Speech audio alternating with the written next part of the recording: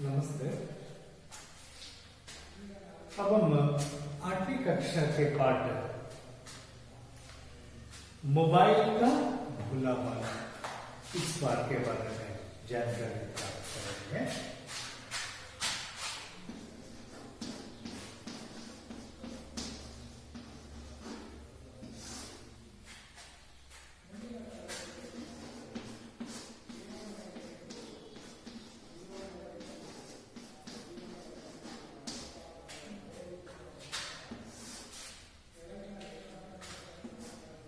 इस पाठ का लेखिका सुरेखा शर्मा। सुरेखा शर्मा सुरेखा शर्मा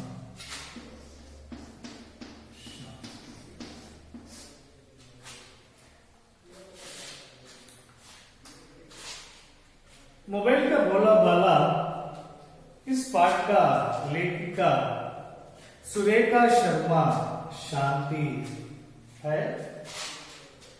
इस लेखिका का परिचय देखेंगे। सुरेखा शर्मा शांति जी का जन्म 11 अगस्त 1956 को सफीदो जिंद हरियाणा में हुआ। इनकी हिंदी में MA BA की शिक्षा हुई है। ये हरियाणा प्रादेशिक हिंदी सदस्य सम्मेलन प्रयाग की संयुक्त मंत्री और अखिल भारतीय साहित्य परिषद की सदस्य रही है। इनकी प्रमुख रचनाएं हैं रिश्तों का एहसास, बाल कविता संग्रह, नन्ही कोफल, बाल एकांकी संग्रह आदि। अखिल भारतीय साहित्य परिषद भोपाल, गुजरात, हरियाणा अन्य कई संस्थाओं से वे पुरस्कार प्राप्त कर चुकी है।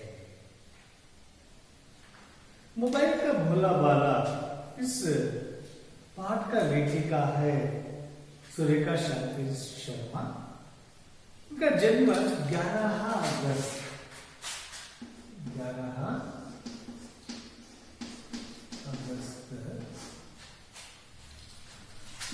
1956 में हरियाणा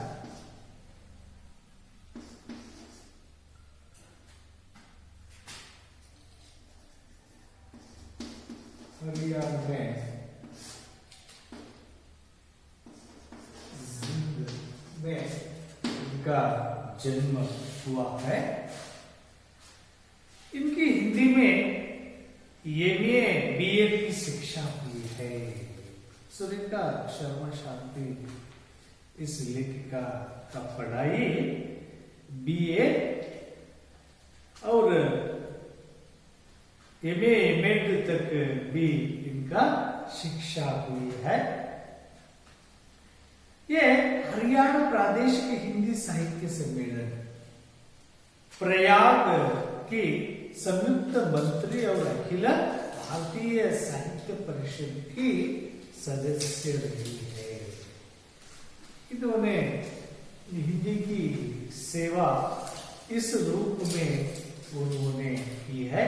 इनकी प्रमुख रचनाएं हैं सुरेखा शर्मा शांति जी के द्वारा रचित प्रमुख रचनाएं है रिश्तों का एहसास, बाल कविता संग्रह, नन्ही कोपल, बाल एकांकी संग्रह आदि। अखिल भारतीय साहित्य परिषद भोपाल, गुजरात, हरियाणा अन्य कई संस्थाओं से ये पुरस्कार प्राप्त कर चुकी है। इस प्रकार उन्होंने हिंदी साहित्य सेवा करके अनेक पुरस्कारों को प्राप्त की है।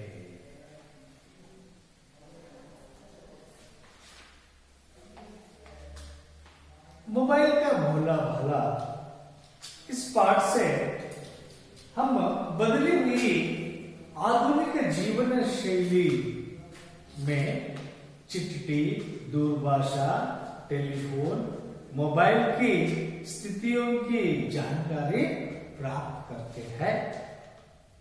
वर्तमान परिस्थिति में मोबाइल फोन का महत्व और उसकी आवश्यकता पर हम विचार करते हैं। तो हम पाठ को वाचन करेंगे। पाठ 9, मोबाइल का भला भला। बहुत दिनों से ड्राइंग रूम के कोने पर पड़ा पड़ा टेलीफोन बोर हो रहा है।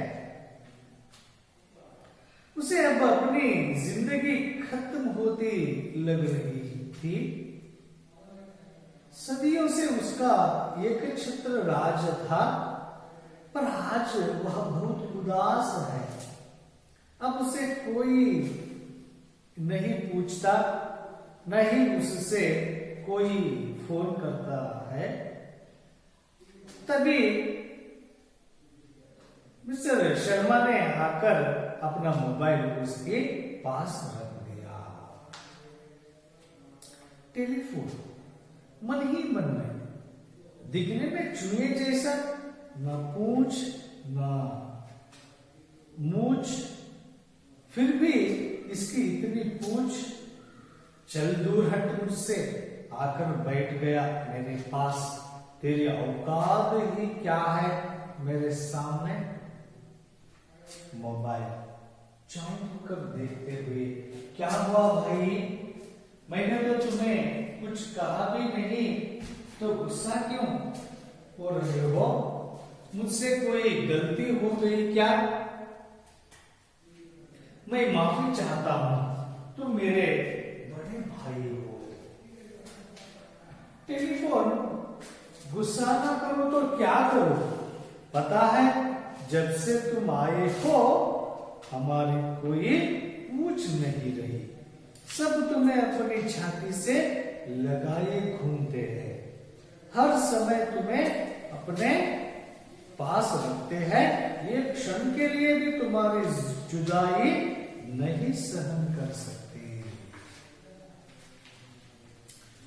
मोबाइल, टेलीफोन भैया, ये तो बताओ, हमसे इसमें हमारा क्या कसूर है? बताओ, मैं तुम्हारे लिए क्या कर सकता हूं? तुम जो कहोगे मैं कहूंगा। टेलीफोन, तुम क्या करोगे?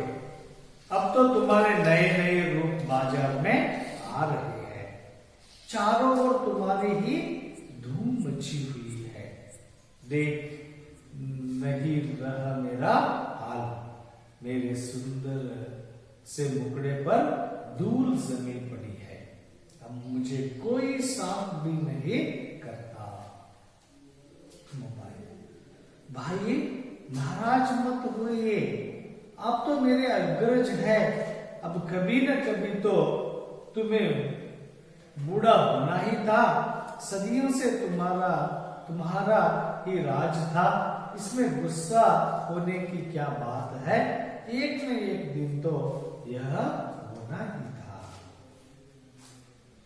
टेलीफोन, अपनी आवाज सुने मुझे महीनों बीत जाते हैं।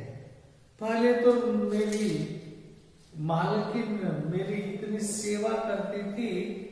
क्या मजाल की थोड़ी सी भी मिट्टी मेरे सलोने मुख पर गिर जाए। मैं दिन भर गुनगुनाता रहता था, मधुर और मीठी आवाज में। मोबाइल, बात तुम्हारी बिल्कुल सच है, पर तुम्हारे विचार आज के जमाने में मेल नहीं खाते। अब तुम वक्त के साथ चलना सीखो। टेलीफोन, अच्छा बच्चों,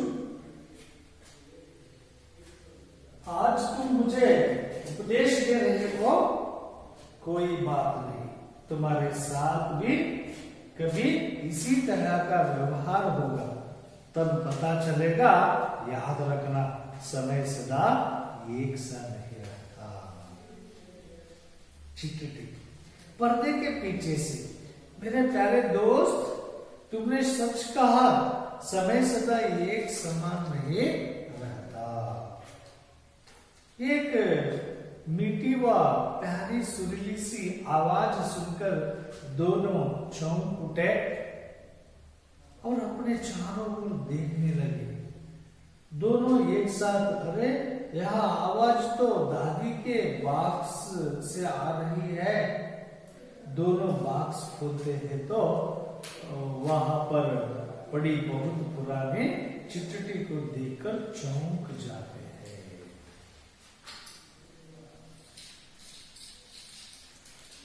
चिट्ठी, मेरे प्यारे ट्रिंग ट्रिंग, जो स्थिति आज तुम्हारी है उसे मैंने भी भुगता है, अफसोस करते हुए। टेलीफोन, वो कैसे? चिट्ठी, हाय, क्या दिन थे जब मेरे अंदर गुलाब की पत्तियां रखकर प्रेमी प्रेमिका एक दूसरे को भेजते थे। यदि मुझे पहुंचने में कुछ देरी हो जाती तो लोगों की बेचैनी बढ़ जाती थी, पर तुम जब से आए हो तो लोग लिखना ही भूल गए, सब तुम पर ही गिटर पिटर करने लगे।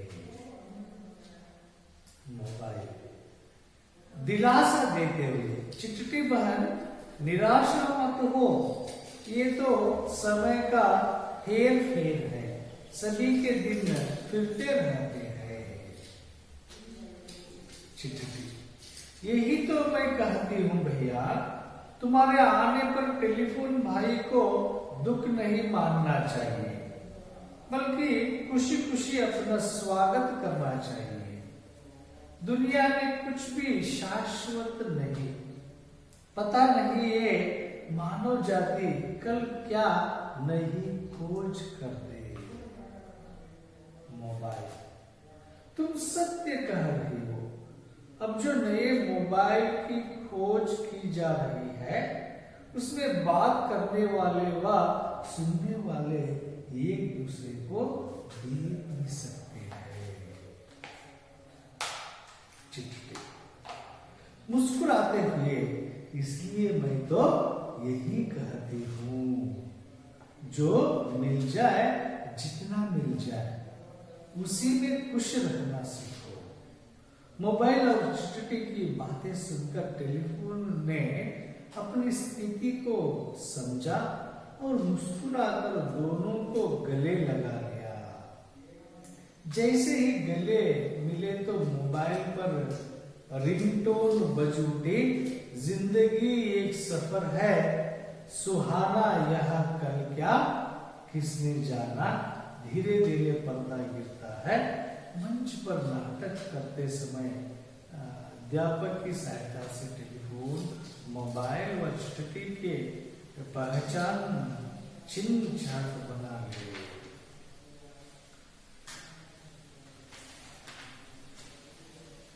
अब इस पाठ का सारांश देखने से पहले हम पहले इस पाठ में आए हुए नए शब्दों के बारे में देखेंगे। सदी, युगल,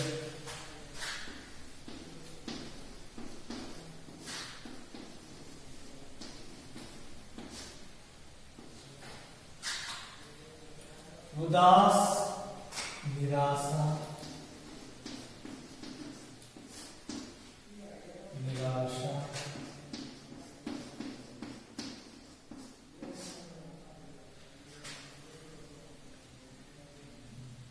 दुखी भी आता है। पूछ दुम,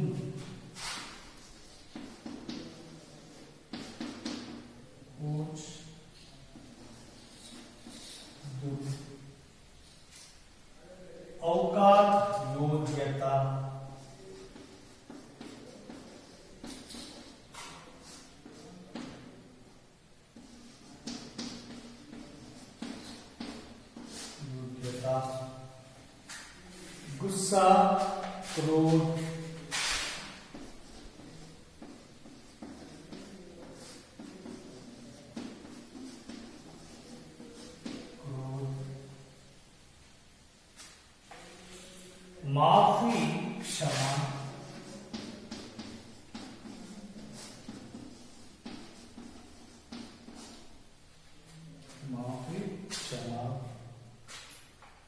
छाती सीना,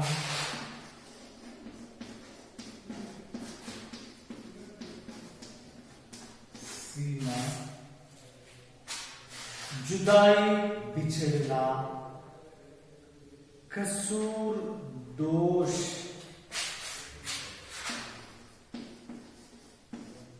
कसूर दोष, धूम वैभव, टाट बाट, हाल स्थिति, मुखड़ा मुख, मुखड़ा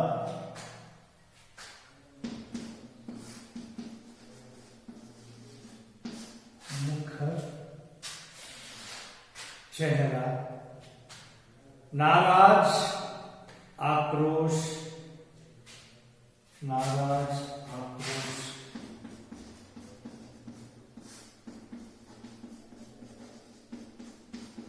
आक्रोश, अग्रज बड़ा, बड़ा भाई को अग्रज कहते हैं। आवाज ध्वनि, मजाल समर्थ, योग्यता, मजाल,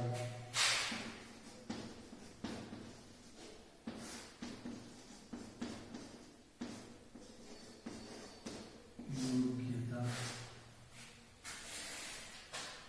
सलोना सुंदर,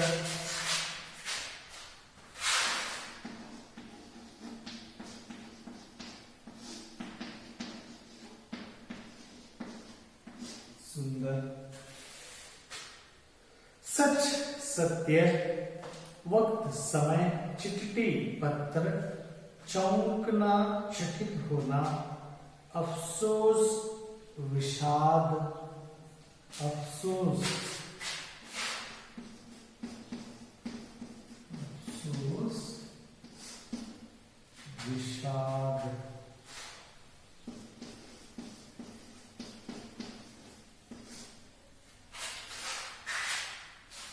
दुख, दिलासा सांत्वना,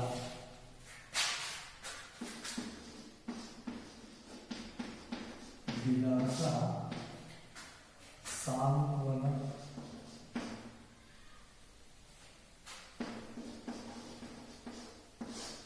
सांत्वना, शाश्वत स्थायी, खोज शोध, जांच तलाश, सफर यात्रा।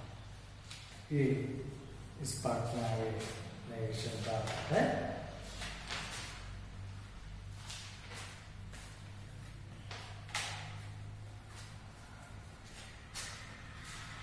बहुत दिनों से ड्राइंग रूम के कोने पर पड़ा पड़ा टेलीफोन बोर हो रहा है। बहुत दिनों से ड्राइंग रूम में पड़े टेलीफोन को बहुत बोर हो रहा है।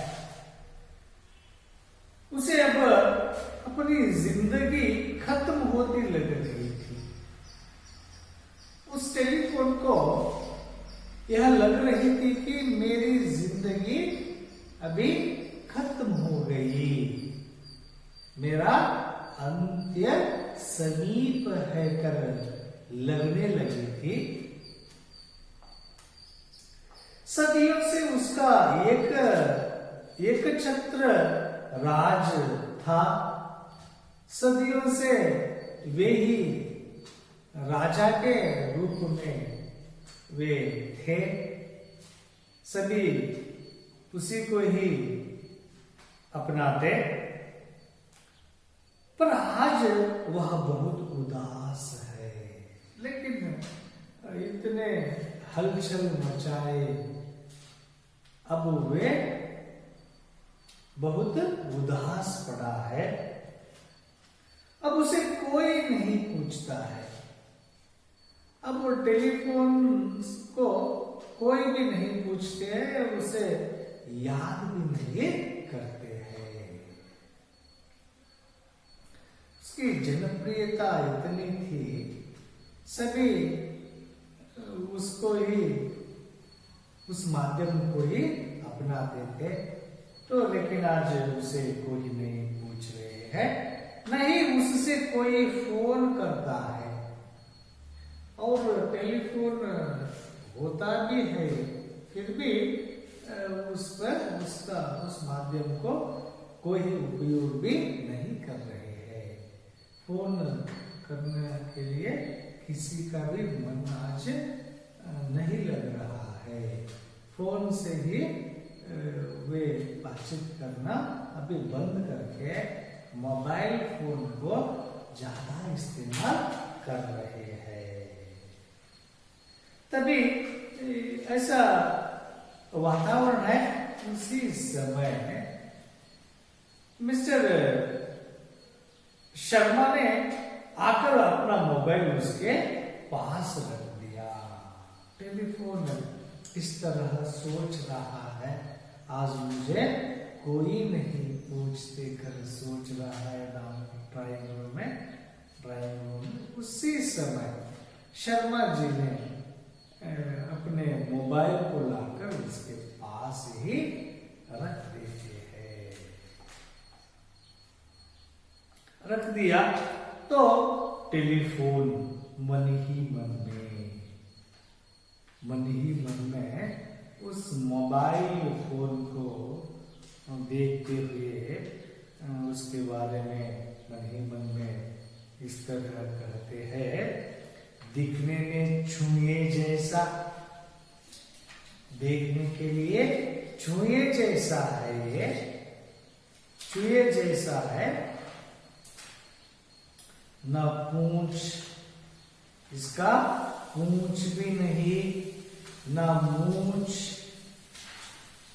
इसका जो मूंछ भी नहीं, न पूंछ भी नहीं, फिर भी इसकी इतनी पूंछ, इसका मूंछ भी नहीं है और इसका पूंछ भी नहीं है, फिर भी इसको इतना पूंछ जनप्रिय हो रहा है।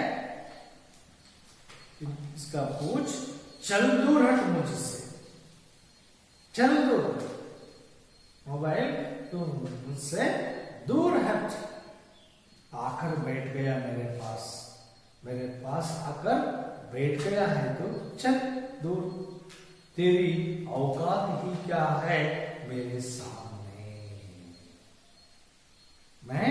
मेरे सामने तेरा औकात क्या है, दूर हट कर वे कहते हैं टेलीफोन मोबाइल से।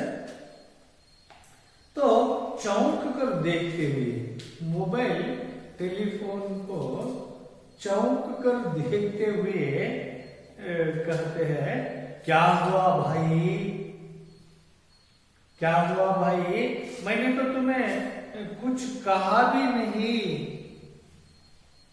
मैं तो तुझे कुछ कहा भी नहीं है, फिर तो गुस्सा क्यों, मुझ पर आप क्यों गुस्सा हो रहे हो, मुझसे कोई गलती हो गई क्या,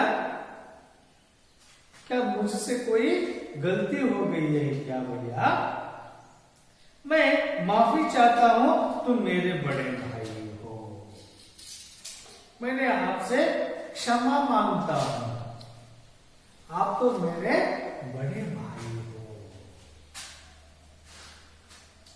टेलीफोन, गुस्सा न करो तो क्या करो, पता है जब से तुम आए हो हमारी कोई पूछ नहीं रही, गुस्सा नहीं करो तो क्या करो, क्या हंसो क्या, तो आने से हमें कोई नहीं पूछ रहे हैं, पता है जब तुमने आए तब से हमें कोई नहीं पूछ रहे हैं, तो मैं हंसू,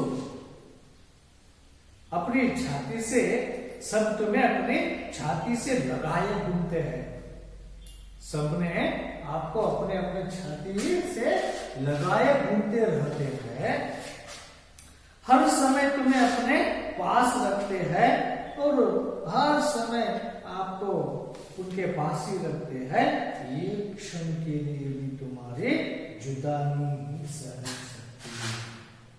एक क्षण के लिए भी आज लोग आपसे जुदा होना नहीं मानते, तुझसे दूर नहीं रहते हैं, आपको सदा अपने हाथ में छाती से लगाए फिरते हैं। इतने प्रिय हो गए हो तुम लोगों से। तो मोबाइल टेलीफोन भैया ये तो बताओ, इसमें हमारा क्या कसूर है? टेलीफोन भैया, इसमें मेरा क्या कसूर है, मेरा क्या अपराध है? बताओ, मैं तुम्हारे लिए क्या कर सकता हूँ, बताओ। और टेलीफोन भैया, मैं आपके लिए क्या कर सकता हूँ? तुम जो कहोगे मैं करूंगा, तुम जो कहते हो उसे मैं करता हूं। टेलीफोन, तुम क्या करोगे? अब तो तुम्हारे नए नए रूप बाजार में आ रहे हैं, तुम क्या करते हो?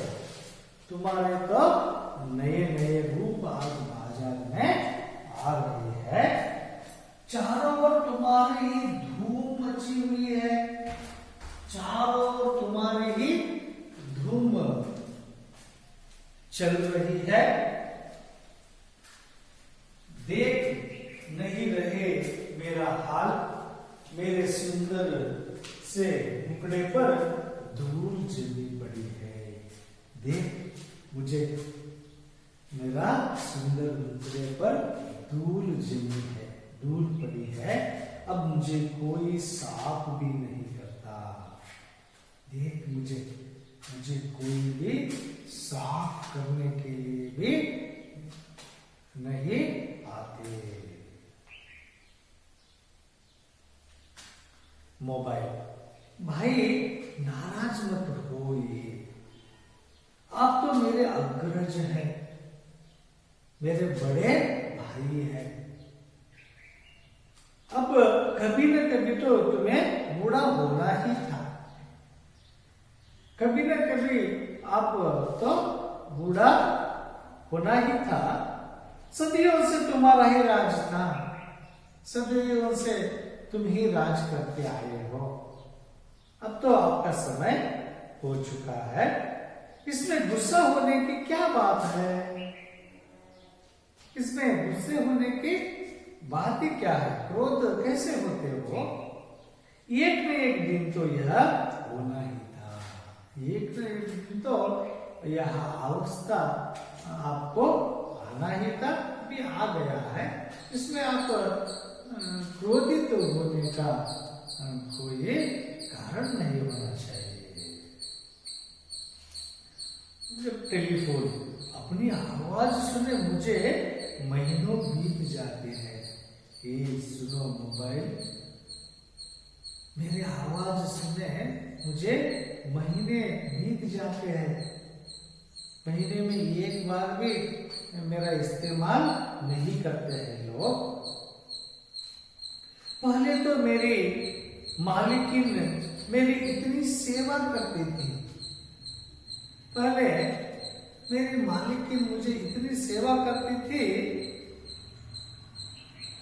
कि क्या मजाल की थोड़ी सी भी मिट्टी मेरे सलोने मुख पर गिर जाए, मेरे मुख पर थोड़ा सा दूर पड़ता है, मिट्टी पड़ जाता है, फिर वे इतने सुरक्षित करती थी मुझे। मैं दिन भर गुनगुनाता रहता था मधुर और मीठी आवाज में। इतना ही नहीं, मैं दिन भर मधुर और मीठी आवाज में गुनगुना रहता था, लेकिन आज ये गुनगुनापन भी नहीं और मेरे उपयोग भी ये नहीं करते हैं।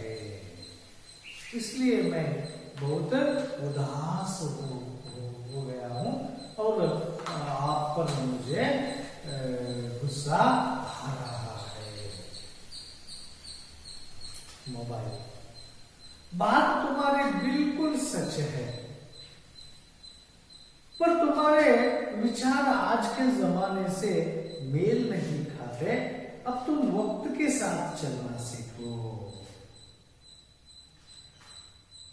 बात तो आपकी बिल्कुल सच है, आपकी राय तो सच है, लेकिन आज के जमाने में ये बातें अच्छी नहीं लगती है। टेलीफोन, अच्छा बच्चों, आज तुम मुझे उपदेश दे रहे हो। ये बच्चों मुझे उपदेश दे रहे हो। कोई बात नहीं, तुम्हारे साथ भी कभी इसी तरह का व्यवहार होगा। तुम्हारे साथ भी ऐसा ही व्यवहार होगा, तब पता चलेगा। याद रखना, समय सदा एक सा नहीं रहता। ये बच्चों, मोबाइल तो इतना अहंकार मत कर, तुम्हें भी मेरा ये हाल आ जाएगा। तब आपको मालूम होगा समय एक सा नहीं रहता। उसी समय चिट्ठी पर्दे के पीछे से, मेरे प्यारे दोस्त, तुमने सच कहा, समय सदा एक समान नहीं रहता। पर्दे के पीछे से चिट्ठी कहने लगी, तुम लोगों ने सच कहा, समय एक साथ सदा एक समान ही रहता। प्यारी सुरीली सी आवाज सुनकर दोनों चौंका उठे और अपने चारों ओर देखने लगे। दोनों एक साथ, अरे यह आवाज तो दादी के बाग से आ रही है। ये दोनों जाकर ये तो आवाज अपने दादी के बॉक्स से आ रही है कर देखते हैं। दोनों बॉक्स खोलते हैं, मोबाइल और टेलीफोन दोनों बॉक्स को खोलते हैं, तो वहां पर बड़ी बहुत पुरानी चिट्ठी को देखकर चौंक जाते हैं। वहां जो बड़ी पुरानी चिट्ठी को देखकर दोनों ने चौंक जाते हैं। चिट्ठी, मेरे प्यारे ट्रिंग ट्रिंग, जो स्थिति आज तुम्हारी है उसे मैंने भी भुगता है। अफसोस करते हुए, ये मेरे प्यारे ट्रिंग ट्रिंग, सुन, आज जो आपकी स्थिति है ये तुम्हारी है, उसे मैंने भी भुगता हूं। तेरे जैसी स्थिति को मैं भी भोग रहा हूं। टेलीफोन, वो कैसे? चिट्ठी, हाय, क्या दिन थे जब मेरे अंदर गुलाब की पत्तियां रखकर प्रेमी प्रेमिका एक दूसरे को भेजते थे। तू आने से पहले मेरा ही राज था। मुझे प्रेमी और प्रेमिका मुझ में गुलाब के पत्तियां को रखकर भेजते थे एक दूसरे को। यदि मुझे पहुंचने में कुछ देरी हो जाती थी, मैंने उन्हें पहुंचना थोड़ा देर हो जाती तो लोगों की बेचैनी बढ़ जाती थी। पर तुम जब से आए हो तो लोग लिखना ही भूल गए। जब आप आए तब से मेरा उपयोग कम होने लगा। लिखना भूल गए लोग। सब तुम पर ही गिटार पिटार करने लगे। सब लोग ने आपका इस्तेमाल इधर उधर करके बातचीत करने लगे, तब से मेरा ही उपयोग कम होने लगा। मोबाइल दिलासा देते हुए, चिट्ठी बहन निराशा मत हो। ये तो समय का हेर फेर है, सभी के दिन फिरते रहते हैं। हाँ चिट्ठी बहन, मैं कहता हूं सभी के दिन तो फिरते ही है। चिट्ठी, यही तो मैं कहती हूँ भैया, तुम्हारे आने पर टेलीफोन भाई को दुख नहीं मानना चाहिए। इसलिए तो मैं कह रही हूँ, तुम्हारे आने से टेलीफोन को दुख नहीं होना चाहिए, बल्कि खुशी खुशी आपका स्वागत करना चाहिए। इसके बजाय वे आपको खुशी से स्वागत करना चाहिए। दुनिया में कुछ भी शाश्वत नहीं है, इस दुनिया में कुछ भी शाश्वत नहीं। पता नहीं ये मानव जाति कल क्या नई खोज कर दे, पता नहीं ये मानव जाति कल क्या खोज देते हैं, पता नहीं। इसलिए टेलीफोन आपसे गुस्सा क्रोध होना उचित नहीं। मोबाइल, तुम सत्य कह रही हो। अब जो नए मोबाइल की खोज की जा रही है, जो अब नई नई मोबाइल आ रही है, उसमें बात करने वाले व सुनने वाले एक दूसरे को देख भी सकते हैं। अब जो नई मोबाइल बाजार में आ रही है, उन मोबाइलों में बातचीत करने वाले, सुनने वाले और जो दोनों ही वे एक दूसरे को देख सकते हैं।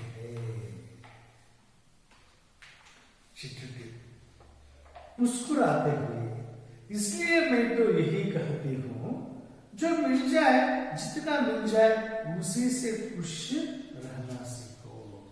जो हमें मिला है, जो अवकाश हमें मिलता है, उस अवकाश को पाकर हम खुशी से रहना चाहिए।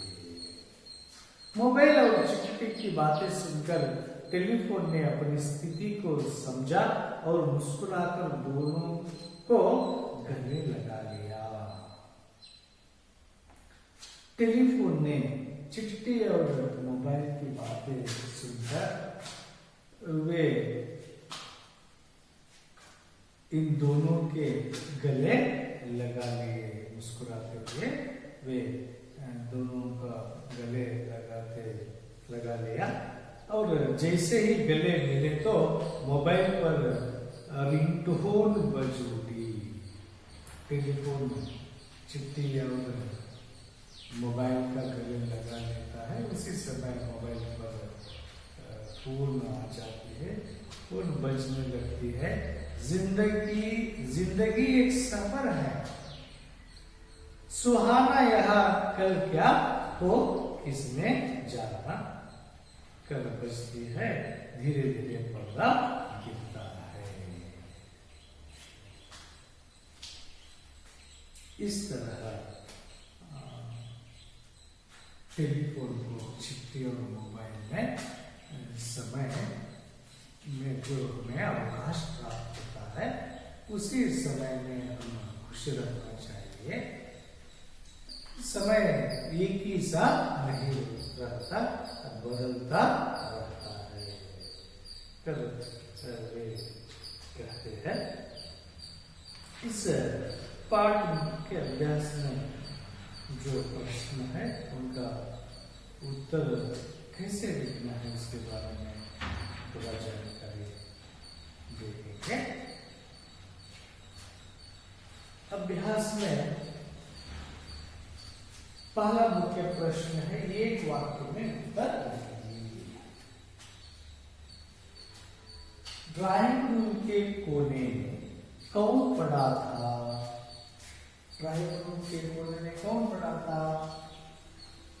ड्राइंग रूम के कोने में टेलीफोन पड़ा था। टेलीफोन पड़ा था। टेलीफोन के पास अपना मोबाइल किसने रखा? टेलीफोन के पास अपना मोबाइल को शर्मा ने रखा।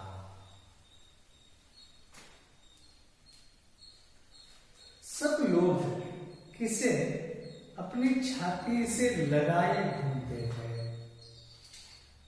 सब लोग मोबाइल को अपनी छाती से लगाए घूमते हैं।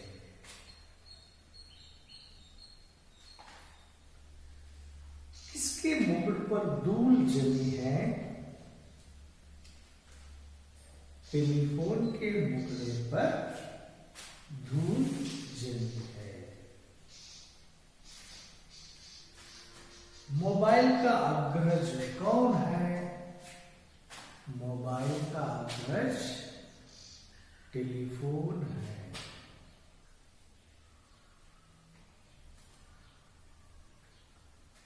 किसको देखकर दोनों चौंक गए? चिट्ठी को देखकर दोनों चौंक गए।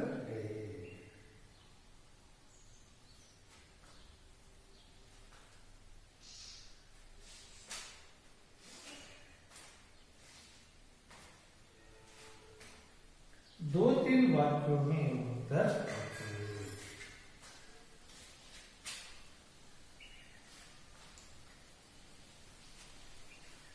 टेलीफोन मन ही मन मोबाइल के बारे में क्या कहा? टेलीफोन मन ही मन क्या कहा? टेलीफोन मन ही मन में कहा, दिखने में छुए जैसा, ना पूंछ ना मूंछ, फिर भी इसकी इतनी पूछ, चल दूर हट मुझसे, आकर बैठ गया मेरे पास, तेरी औकात ही क्या है मेरे सामने कर कहा। इस उत्तर को इस प्रश्न के लिए लिखना चाहिए। टेलीफोन की बातें सुनकर मोबाइल ने क्या कहा? टेलीफोन की बातें सुनकर मोबाइल ने क्या कहा? टेलीफोन की बातें सुनकर मोबाइल ने कहा, क्या हुआ भाई, मैंने तो तुम्हें कुछ कहा भी नहीं, तो गुस्सा क्यों हो रहे हो? मुझसे कोई गलती हो गई क्या? मैं माफी चाहता हूं, तुम मेरे बड़े भाई होकर कहा। पर्दे के पीछे से चिट्ठी ने क्या कहा? पर्दे के पीछे से चिट्ठी ने क्या कहा? पर्दे के पीछे से चिट्ठी ने कहा कि मेरे प्यारे दोस्त, तुमने सच कहा, समय सदा एक समान नहीं रहता।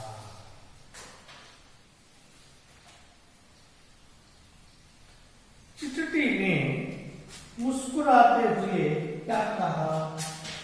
चिट्ठी ने मुस्कुराते हुए क्या कहा?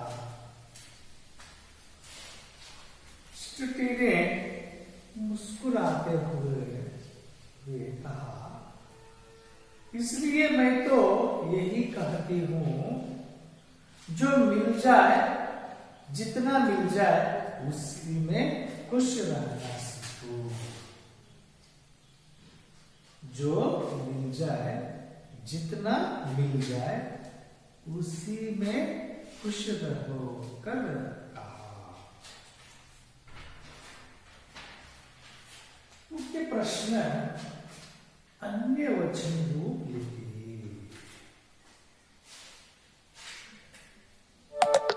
गलती के लिए गलतियां, बात के लिए बात का अन्य वचन शब्द बातें, चिटटी चिटटिया, इस तरह हम वचन को बोलना चाहिए।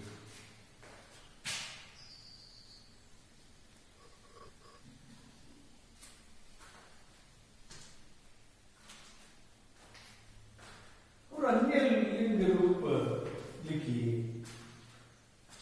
भाई के लिए बहन, बूढ़ा बूढ़ी, मालिकिन मालिक, दादा दादी दादा, इस तरह लिंग शब्द को लिखना है। और विलोम शब्द बहुत, कम, पास के लिए दूर, बड़ा छोटा, सुंदर कुरूप, अग्रज अनुज, शाश्वत अशाश्वत, अच्छा बुरा, दोस्त दुश्मन, सच झूठ, समान भिन्न, अंदर बाहर, इस तरह हम